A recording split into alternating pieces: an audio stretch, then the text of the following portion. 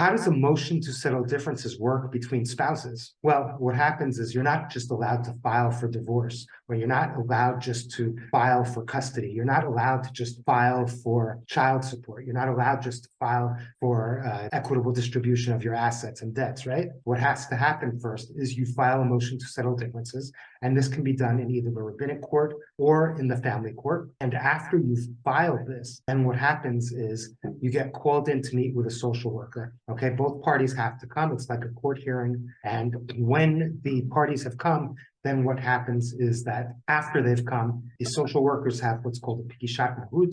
They try to help you, A, figure out who the parties are, B, where are the differences, and C, if they can help you work out your differences. If they can work out your differences, great. They'll help you reach an agreement.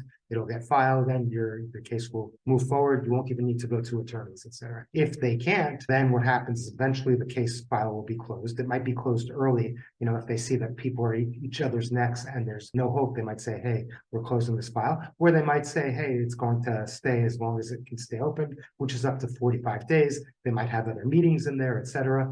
They can ask you to extend it, and you can extend that 45-day period. But the point is, during this period, no one's able to bring suits, okay? After that, though, whoever filed the motion to settle differences is going to have 15 days where they're going to be able to bring lawsuits, and the other side isn't going to be able to bring lawsuits, okay? And if they miss that window, the 2-week window, then bam, the other side's going to be able to bring lawsuits. And this is important because whoever brings the lawsuit first is going to be able to establish which court is going to hear which issues, i.e. the Rabbinic Court has certain things that only they can hear, but there are other issues like custody, like division of assets, that either court can hear, and whoever brings the suit first is going to be able to determine which court gets to hear that issue.